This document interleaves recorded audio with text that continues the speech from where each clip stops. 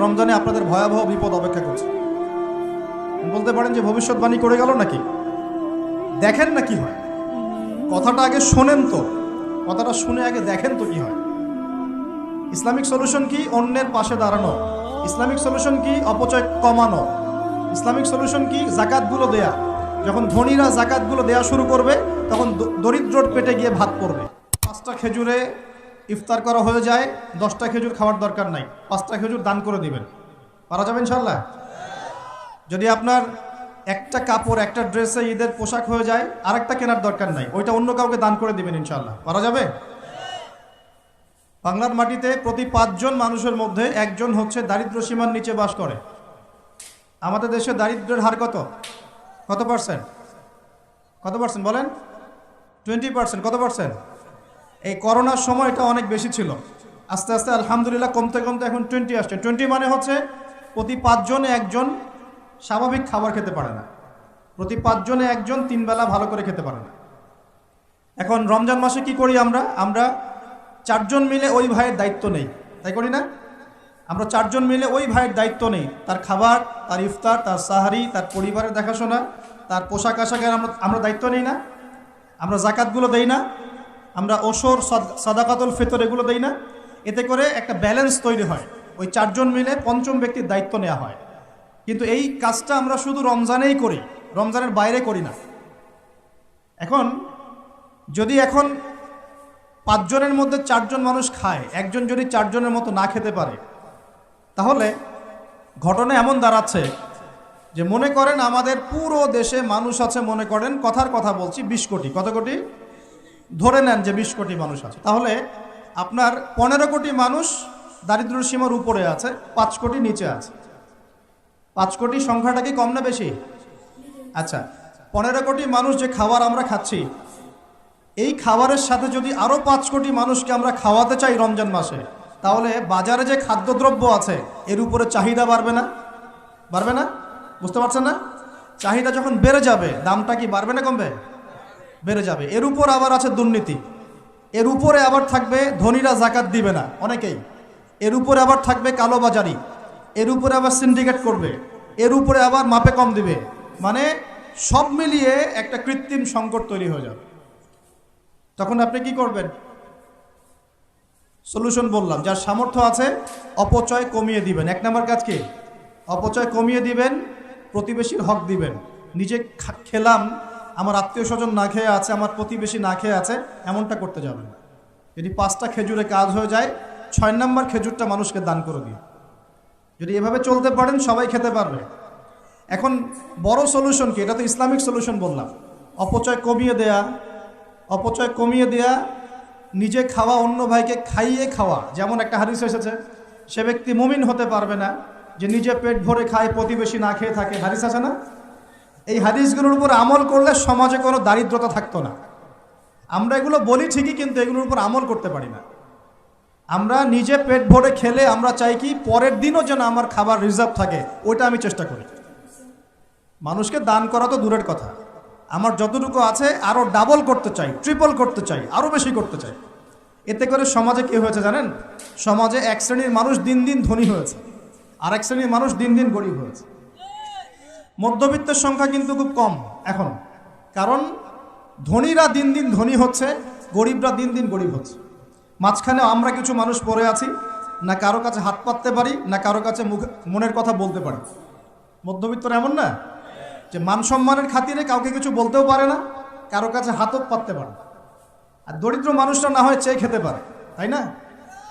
তো একটু বোঝেন, আলোচনা অনেক গভীরে যাবে।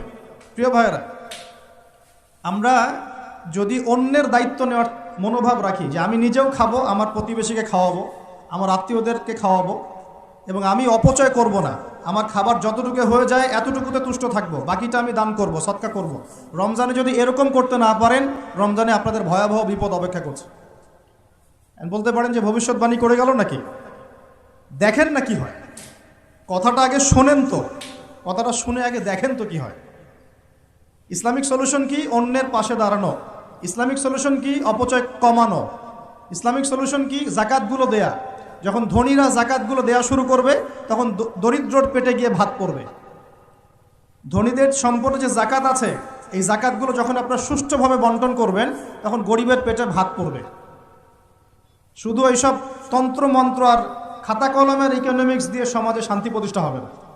খাতা কলম বইপত্রের অর্থনীতি দিয়ে সমাজে শান্তি প্রতিষ্ঠা হয় না, বরং সমাজে কি হয়? পুঁজিবাদ হয়। পুঁজিবাদ কি জিনিস? ধনী দিন দিন ধনী হতে থাকবে, এক শ্রেণীর মানুষের কাছে ধন সম্পদ কেন্দ্রীভূত হতে থাকবে, এক শ্রেণীর নির্দিষ্ট একটা শ্রেণীর কাছে ধন সম্পদ কুক্ষিগত হতে থাকবে, বাকিতে রক্ত চুষে চুষে এরা বড়লোক হবে। এখন এই সবার রক্ত চোষা সুদভিত্তিক অর্থনীতি চলছে সারা বিশ্বে। এগুলো খাতা কলমের অর্থনীতি। বাস্তবের অর্থনীতি এমন হওয়া উচিত, ধনী যারা আছেন তাদের সম্পদের যে জাকাত আসবে, এই জাকাতটা দরিদ্রদের মধ্যে বন্টন করতে হয়। কিন্তু এটা করতে পারতেন, সমাজের সবাই 3 বেলা খেতে পারতো, না খেয়ে মরতো না। কে শুনবে কার কথা? এগুলো তো বললেও সমস্যা, করলেও সমস্যা। কারণ আমরা বললে হয়ে যাব ধর্মান্ধ, আর যদি মুসলিমরা করে তারা হয়ে যাবে সন্ত্রাসী। আশ্চর্য একটা অবস্থা। সারা বিশ্বে যারা একনিষ্ঠভাবে ইসলাম পালন করতে চায়, ওদেরকে সারা বিশ্বে মৌলবাদী বলে প্রচার করা হয়েছে। অথচ সমাধান কিন্তু এখানে। এই যে আমার হাতে যে কিতাবটা দেখছেন, এই কিতাবের মধ্যে আল্লাহ পাক সমস্ত বিষয়ের সমাধান নাজিল করেন নাই? এটা মুখে বলছি আমরা, ঠিক। কয়জন বিশ্বাস করে কথা? কয়জন সত্যি মন থেকে বিশ্বাস করে যে আল কোরআনুল কারীমে সত্যি সত্যি আল্লাহ পাক সমস্ত বিষয়ের সমাধান নাজিল করেছে? আজকে জুমার দিনে সূরা কাহাফ পড়তে হয়, তাই না? এই সূরা কাহাফের 54 নম্বর আয়াতে, কত নম্বর?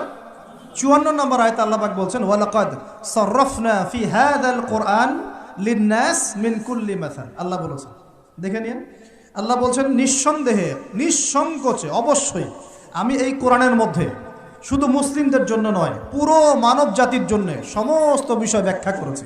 আল্লাহ পাক বলেছেন শুধু মুসলিমদের জন্য, পুরো মানব জাতির জন্য যত বিষয় প্রয়োজন আমি আল্লাহ এই কোরআনের মধ্যে ব্যাখ্যা করেছি। কে বলেছেন? আল্লাহ কি মিথ্যা কথা বলেন? তার রাসূল কি মিথ্যা কথা বলেন? তাহলে আমাদের মানতে সমস্যা কোথায়? মানতে কি সমস্যা? এই যে বললাম, যদি আমরা ইকোনমিক সেকশনে সমৃদ্ধি চাই, একটা স্টেবিলিটি চাই, অবশ্যই জাকাত ইম্পোজ করতে হবে। জাকাত ছাড়া অর্থনৈতিক সাম্য আসবে না। মনে করেন বাংলাদেশে মনে করেন যে 1 কোটি মানুষের উপরে জাকাত ফরজ। কথার কথা বলছি, কথার কথা। এই 16 কোটি 20 কোটি মানুষের মধ্যে মনে করেন 1 কোটি মানুষের উপর জাকাত ফরজ হয়েছে। আছেন এমন মানুষ? জাকাত মানে কি? কত পার্সেন্ট দিতে হবে সম্পদের? 2.5%। 100 টাকায় 2.5 টাকা, এই তো। আচ্ছা, এখন 1 কোটি টাকায় এই টাকাটা কি ছোট না বড়? আর এটা একজনের হিসাব করলাম, যদি এরকম আমি 1 লাখ মানুষের হিসাব করি, কত টাকা আসবে? এই টাকা দিয়ে আপনি কি করতে পারবেন? নিঃসন্দেহে আপনি দরিদ্র মানুষের সেবা এটা কাজে লাগাতে পারবেন। জাকাতের যে 8টা খাত আছে না? কটা খাত? 8টা খাতে সুষ্ঠু বন্টন করলে দেখবেন সমাজে একটা গরিব মানুষও থাকবে না ইনশাআল্লাহ। সবাই খেয়ে পরে বাঁচবে ইনশাআল্লাহ। এই কাজটা করবে কি? কে উদ্যোগ নেবে? আচ্ছা, এই জাকাত কি শুধু 1 বছরই আসবে না প্রতি বছর আসবে? এই জিনিসগুলো বুঝতে হয়। ইসলাম শুধু আমরা এই গতানুগতিক মুখস্থ করে পড়লেই হবে না, কোরআন সুন্নাহকে বাস্তবে প্রয়োগ করতে হবে। আল্লাহ পাক সে তৌফিক দান করুন। রমজান মাসে অবশ্যই অপচয় কমিয়ে দিবেন, প্রতিবেশী আত্মীয়দের খোঁজ নেবেন, নিজের যতটুকুতে হয়ে যায় এর বেশি খরচ করতে যাবেন না, অন্যের জন্য ওটা সাদকা করে দিবেন, সদকা করে দিবেন। আর কি করবেন? জাকাত দিবেন। জাকাত দিলে আরও 10-20টা মানুষ না খেয়ে মরবে না, ওরা খেয়ে পরে বাঁচবে ইনশাআল্লাহ। এর উপর আছে সাদাকাতুল ফিতর, আছে না? সাদাকাতুল ফিতর আমরা দিই। এগুলো আল্লাহ পাক কেন দিয়েছেন? এগুলোকে আল্লাহ পাক শুধু ইবাদতের জন্যই দিয়েছেন? এগুলো করলে তো নেকি হয়, আল্লাহ সন্তুষ্টি পাওয়া যায়, দুনিয়াতেও সাম্যের অর্থনীতি প্রতিষ্ঠা হয়, এই কারণে দিয়েছেন। আল্লাহ পাক এমনি এমনি দিয়েছেন নাকি? এই যে আপনি 5 ওয়াক্ত নামাজ পড়ছেন, নামাজ পড়লে তো নেকি হচ্ছেই, আধ্যাত্মিকত্ব পাচ্ছেন, আল্লাহ সন্তুষ্টি পাচ্ছেন, আপনার শরীরও ভালো থাকবে ইনশাআল্লাহ, থাকবে না? আপনি ওযু করছেন, ওযু করলে নেকি হয় না? গুনাহ ঝরে যায় না? একই সাথে আপনি বিভিন্ন রোগ ব্যাধি থেকে বেঁচে থাকবেন ইনশাআল্লাহ। আপনি পরিষ্কার পরিচ্ছন্ন আছেন। প্রত্যেকটা কাজের পিছনে দুনিয়াবি উপকারিতাও কি আছে? আছে না? এই জাকাত ভিত্তিক অর্থনীতির মধ্যে এই দুনিয়াবি উপকারিতা আছে। এগুলো কে বুঝাবে? ওয়াজ মাহফিল তো কোনো কোনো ক্ষেত্রে এখন হয়ে যাচ্ছে সার্কাসের মঞ্চ। কোনো কোনো জায়গায় সার্কাস, মানে এমন কিছু দৃশ্য চোখে পড়ছে যে মনে হচ্ছে যে ওয়াজে যাওয়া বন্ধ করে দিই। হ্যাঁ, মানে সময়টাকে কিভাবে নষ্ট করা যায়, বাউলের মতো গান গাওয়া যায়, ডিজে জিকির করা যায়, হ্যাঁ, মানুষের সাথে অহেতুক কিছু কথাবার্তা বলে টাইম পাস করা যায়, হ্যাঁ, বাসায় কি করলাম, বউ কি করলো, চা খাই, কফি খাই, এই করি সেই করি, মানে এগুলোই চলছে। হ্যাঁ, আপনি একজন ব্যক্তিকে ডাকলেন, মাশাআল্লাহ কোরআনও বিশুদ্ধ করে তেলাওয়াত করতে পারছে না, বড় বড় ওয়াজও করছে, আবার বড় বড় আলেমদেরকে বাহাসের জন্য ডাকছে। এমনও দৃশ্য দেখছি, কত কি দেখবেন। আর এগুলো দুটো কারণে সারা দেশে এখন ভাইরাল হচ্ছে। দুটো কারণ, একটা হচ্ছে আমাদের একটা নিচু মানসিকতা আছে আমাদের মধ্যে, সেটা হচ্ছে আমরা হচ্ছে ট্রল প্রিয় যাত্রী। আমরা ট্রল করতে বেশি ভালোবাসি, মজা করতে বেশি ভালোবাসি, মজা ফান ইয়ারকি ফাইজলামি করতে আমরা বেশি ভালোবাসি। এটা একটা আমাদের দোষ। আরেকটা দোষ হচ্ছে আমরা চিলে কান নিল টাইপের মানুষ। যা প্রচার হয় চিলে কান নিল, ব্যাস দৌড় শুরু করে দিল, যাচাই বাছাই করার কোনো প্রয়োজন নেই। আর অহেতুক সমালোচনা করতে বেশি পছন্দ করি আমরা, এবং ইস্যু পাগল জাতি। ইস্যু একটা দিল, ব্যাস দৌড় শুরু। একটা ইস্যু দিবে, ওইটার পিছনে দৌড়াবে, 7 দিন দৌড়ানোর পর হাফসায় যাবে, তারপর নতুন একটা ইস্যু আসবে, তারপর তার পিছনে দৌড়াবে। এতে করে মূল যে জায়গায় ফোকাস করা দরকার ওখান থেকে আমরা সরে গেছি। এই চলছে। তো আমাদের এই মানসিকতা পরিবর্তন করার দরকার নাই। কোরআন সুন্নাহ কি খালি এখানে থাকবে, আমরা তেলাওয়াত করব এই জন্যই, নাকি বাস্তবে প্রয়োগ করতে হবে? এই রমজান মাসে নিয়াত করেন। আসন্ন রমজান কেন কথা বলছি? কারণ রমজান কিন্তু বেশি দিন নাই, কয়দিন আছে? 1 মাস 1.5 মাসও বাকি নেই। আপনাকে প্ল্যান করতে হবে, আধ্যাত্মিক পরিকল্পনা করতে হবে যে রমজান সামনে আসছে, এই রমজানে ইনশাআল্লাহ আমি আল কোরআন পুরোটা খতম দেবো ইনশাআল্লাহ। রমজান মাস আসার আগেই 5 ওয়াক্ত নামাজ আমি শক্ত করে ধরবো, যেন রমজানে আমি 5 ওয়াক্ত নামাজ জামাতে পড়তে পারি। রমজান মাস আসার আগেই কোরআন তেলাওয়াত যদি করতে না জানি, তেলাওয়াত করা শিখে নিতে হবে ইনশাআল্লাহ। রমজান আসার আগেই নিয়াত করে নিব যে এই রমজানে ইনশাআল্লাহ আমি প্রত্যেক দিন তারাবি জামাতে পড়বো ইনশাআল্লাহ, এবং খতম তারাবি পড়বো ইনশাআল্লাহ।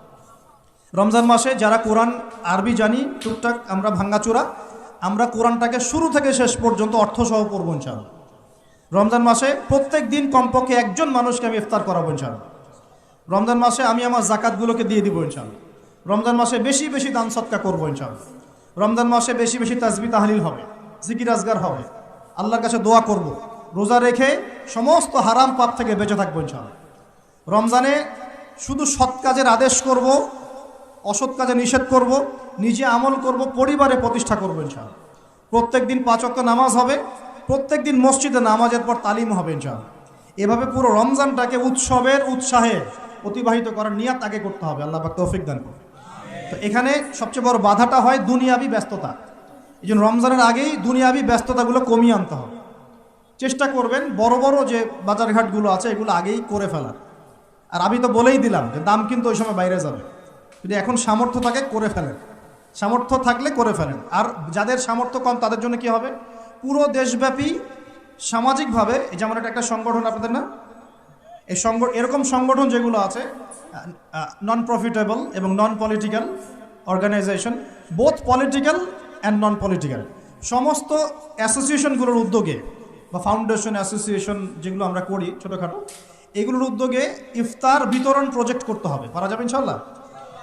যে যাদের সামর্থ্য আছে সামর্থ্যবানদের টাকা পয়সাগুলো কালেক্ট করে যারা দুস্থ দরিদ্র অসহায় মানুষ তাদের বাসায় বাসায় 1 মাসের বাজার পৌঁছে দিতে হবে ইনশাআল্লাহ। পারা যাবেন ইনশাআল্লাহ। এই কাজগুলোর মধ্য দিয়ে দেখবেন আল্লাহর রহমত বরকত নেমে আসছে ইনশাআল্লাহ। এই যে বললাম 5 কোটি মানুষ কিন্তু কম নয়, ওদেরকে খাওয়াতে হবে, তো খাওয়াতে হবে না? তাহলে এই আমাদের খাবারটাকে বন্টন করে ভাগ করে নিতে হবে।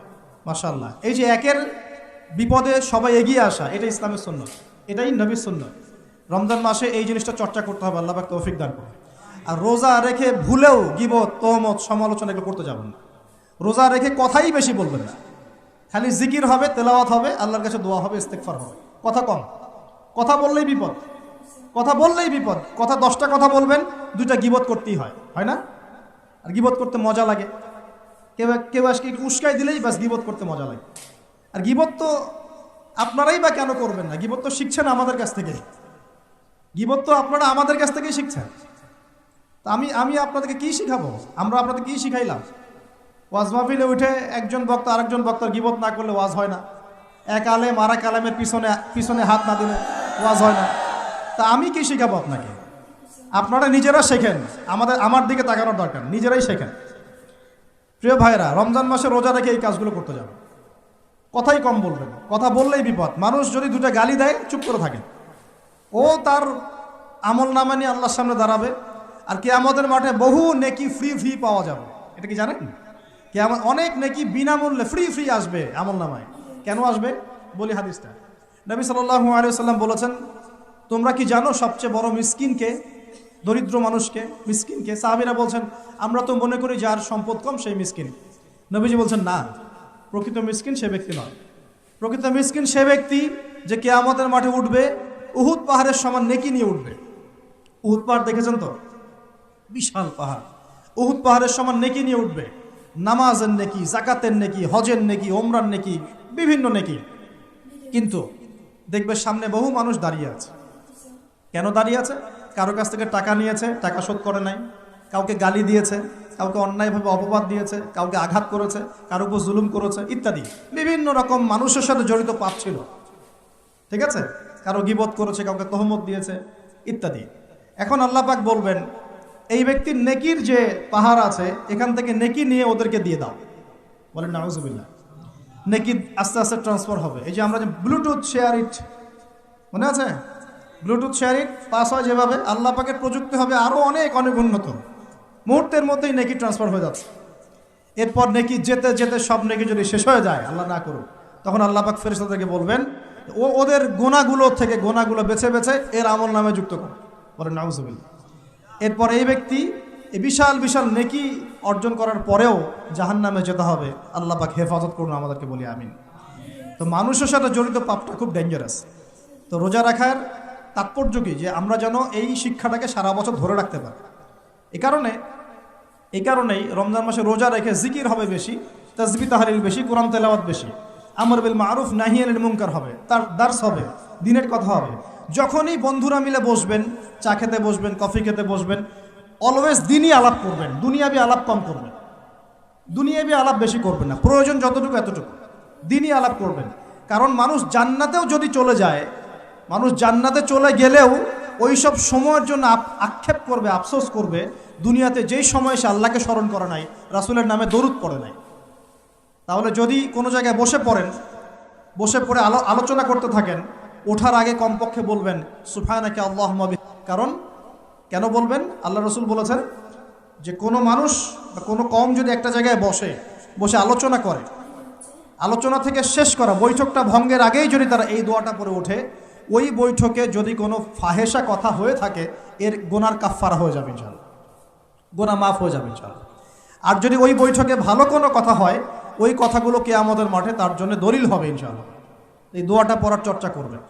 তো যেটা বলছিলাম, দেখেন আমরা যদি একে অপরের খাবারগুলো ভাগাভাগি করি, জাকাতগুলো প্রদান করতে পারি এবং রমজানের রোজাগুলো ঠিকঠাক রাখতে পারি, আল্লাহর বিধানগুলো ঠিকঠাক মানতে পারি, সমাজে দারিদ্রতা থাকবে না ইনশাআল্লাহ। আরেকটা অপশন হচ্ছে, এটা দিয়ে যে সব দূর হয়ে যাবে তা নয়, কারণ ক্ষতি এত বেশি হয়ে গেছে, ক্ষতি হতে হতে হতে এত বেশি হয়ে গেছে যে 1 বছর 2 বছর 3 বছরে মনে হয় না সব ক্ষতি পুষিয়ে নেওয়া যাবে। যারা অর্থনীতি বোঝেন তারা বুঝবে।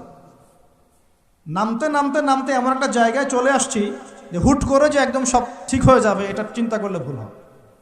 আরেকটা উপায় কি? উপায় হচ্ছে এই যে খাদ্যগুলোর উপর চাপ বাড়বে মার্কেটে, অতিরিক্ত খাদ্য আমদানি করা। কি করা? আমদানি করা। দুটো অপশন থাকে, এক আমদানি করা, আরেকটা হচ্ছে কৃষিভিত্তিকভাবে উৎপাদন করা, দুটো। তো আমরা রিপোর্টগুলো দেখছি যে কৃষিভিত্তিক প্রবৃদ্ধির হার কমে যাচ্ছে। কি হয়েছে? কমেছে। কৃষিভিত্তিক প্রবৃদ্ধির হারটা কমেছে।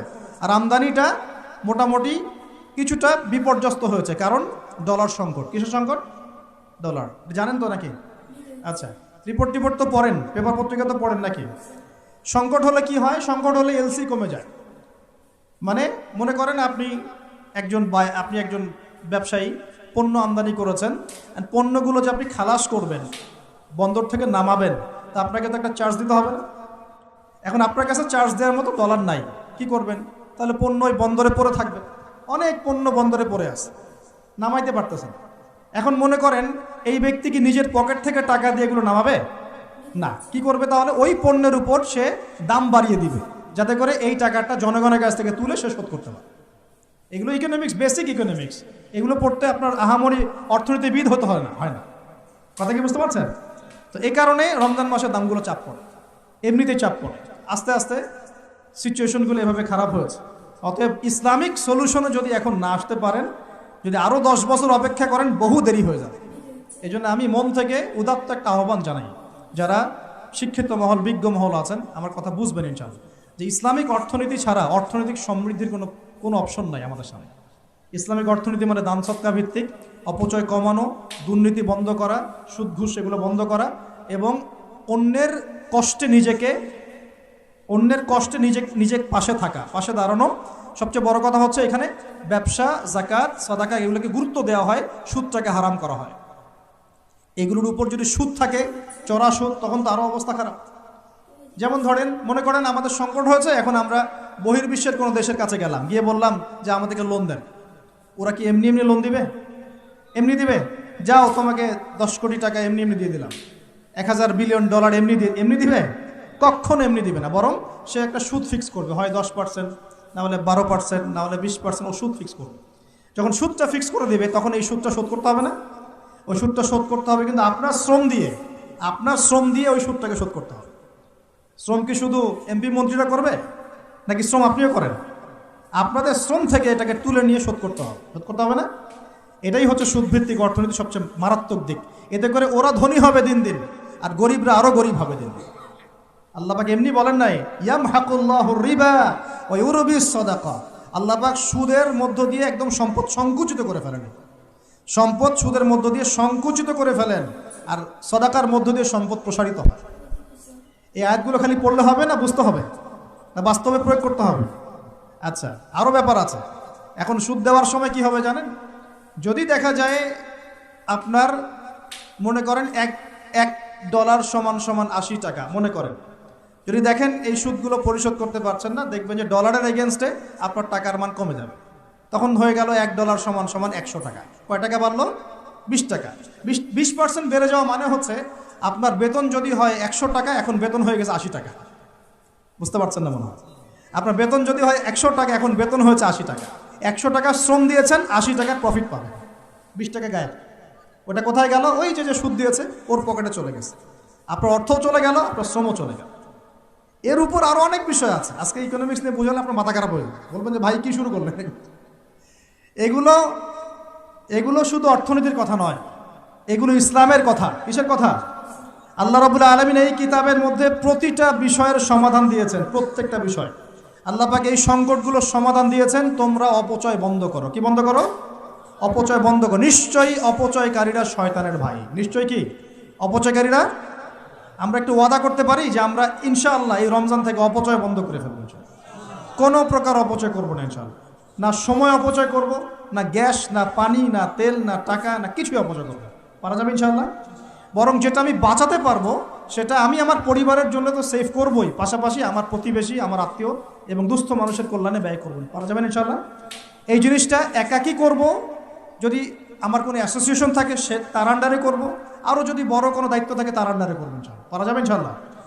1 নাম্বার শিক্ষা। 2 নাম্বার, আপনাদের সবার জাকাতগুলো অবশ্যই দেওয়ার ব্যবস্থা করবেন। পারবেন ইনশাআল্লাহ? জাকাতের খাত 8টা। ওলামায়ে কেরামের কাছে জিজ্ঞাসা করে নেবেন কোন কোন খাতে জাকাত দেওয়া যায়, আপনাকে বলে দিবেন ইনশাআল্লাহ। সূরা তাওবার 60 নম্বর আয়াত। সূরা তাওবার 60 নম্বর আয়াতে জাকাতের খাতগুলো বর্ণনা করা আছে। এখানে একটা কথা বলি, অমুসলিমদেরকেও জাকাত দেওয়া যায়। জাকাতের যে খাতগুলো আছে না, 8টা খাত, এর মধ্যে একটা খাত আছে অমুসলিমকেও জাকাতের টাকা দেওয়া যায়। কেন দিব না আমরা? যদি একজন অমুসলিম ভাই খুব দরিদ্র হয়, তার পাশে দাঁড়ানোর দরকার নাই? সে কি মানুষ না? তার সাথে কি আমরা শত্রুতা পোষণ করব? তাকে ঘৃণা করব? না। তার উপর কি ইসলামকে জোর করে চাপিয়ে দিব?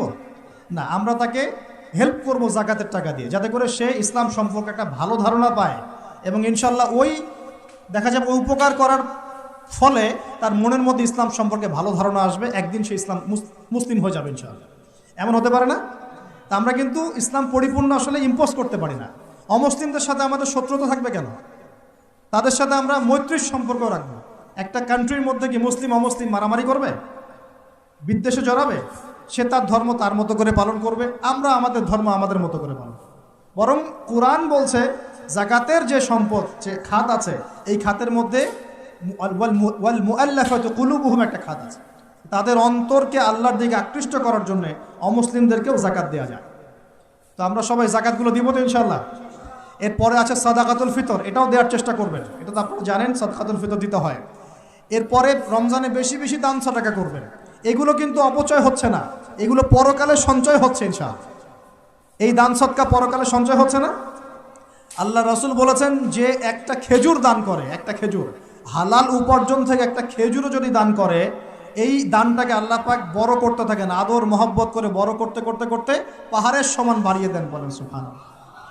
আরেকটা হাদিসে নবীজি বলেছেন, তোমরা এক টুকরো খেজুর দান করার বিনিময়ে হলেও জাহান্নামের আগুন থেকে বাঁচার চেষ্টা করো।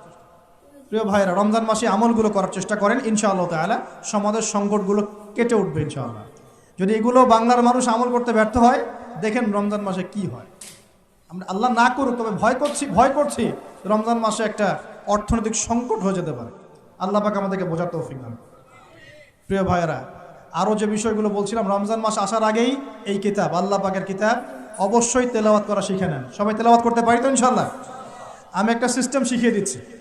প্রত্যেক দিন এক পারা করে পড়বেন, প্রত্যেক দিন এক পারা, তাহলে 30 দিনে আপনি 30 পারা পড়ে শেষ করে দেবেন। এতে করে চাপও পড়বেন আপনার উপর বেশি, আপনার বিরক্তিবোধ আসবে না, অন্য কাজগুলো করতে পারবেন। 1 ঘন্টা 1.5 ঘন্টার মধ্যে এক পারা পড়ে শেষ করে ফেলবেন। পারা যাবে ইনশাআল্লাহ? ইনশাআল্লাহ তাআলা। আল্লাহ পাক সবাইকে কোরআন পড়ার তৌফিক দান করুন এবং অর্থসহ বুঝে পড়ার তৌফিক দান করুন। আর কোরআন তেলাওয়াত কিন্তু শিখতে হবে ভালো করে।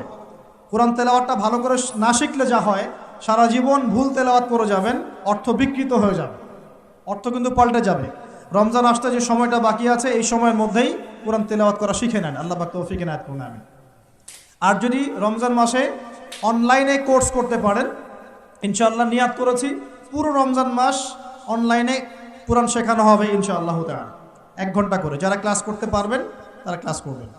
এরপর রমজানের একটা কথা বলে সামনে যাব, সেটা হলো তারাবির নামাজ তো আমরা পড়ি, এর পাশাপাশি শেষ রাত্রে গিয়ে কমপক্ষে 2 রাকাত নামাজ পড়ার চেষ্টা করবেন। কখন? একদম সাহারি করার আগে আগে, সাহারি করার একটু আগে আগে, কমপক্ষে আধা ঘন্টা আগে হলে ওঠার চেষ্টা করবেন। কমপক্ষে 2 রাকাত নামাজ হলে পড়ার চেষ্টা করবেন, কারণ ওই সময় দোয়া ইনশাআল্লাহ ডাইরেক্ট কবুল হয়ে যাবে ইনশাআল্লাহ। আর রোজাদারের দোয়া খুব বেশি কবুল হয়, রোজাদারের দোয়া কিন্তু খুব বেশি কবুল হয়। 3 ব্যক্তির দোয়া ফেরত দেওয়া হয় না, রোজাদারের দোয়া ফেরত দেওয়া হয় না। আর সন্তানের জন্য পিতার দোয়া ফেরত দেওয়া হয় না। আর যে মুসাফির, আমরা মুসাফিরের দোয়া আল্লাহ ফেরত দেন না, আলহামদুলিল্লাহ। আমরা দোয়া করি আল্লাহ পাক আমাকে সহ আপনাদের সবাইকে রমজান মাসে সুস্থতার সাথে সমস্ত রোজা রাখার তৌফিক দান করুন, এবং রমজান মাসে কোরআনকে সময় দেওয়ার তৌফিক দান করুন, কোরআন পড়া, বোঝা, গবেষণা করার তৌফিক দান করুন, অন্যকে কোরআন শেখানোর তৌফিক দান করুন। আল্লাহ পাক রমজান মাসে আমাদের সবার অর্থনৈতিক সচ্ছলতা দান করুন এবং রিজিকের মধ্যে বরকত আল্লাহ দান করুন। আল্লাহ পাক আমাদের কৃষির মধ্যে বরকত দান করুন, আল্লাহ পাক আমাদের ব্যবসার মধ্যে বরকত দান করুন, আল্লাহ পাক আমাদের দান সৎকার মধ্যে বরকত দান করুন। এবং আল্লাহ রাব্বুল আলামিন আমাদের সবাইকে রমজান মাসে তারাবি, তাহাজ্জুদ, জিকির আজগার, তাসবিহ, তাহলিল, ভালো কাজের আদেশ, অন্যায় নিষেধ, এই কাজগুলোতে ব্যস্ত থাকার তৌফিক দান করুন। আমরা দোয়া করি আল্লাহ রাব্বুল আলামিন আমাদের সবাইকে যেন পারিবারিকভাবে, সামাজিকভাবে এবং রাষ্ট্রীয়ভাবে ইসলাম পালন করার তৌফিক দান করুন।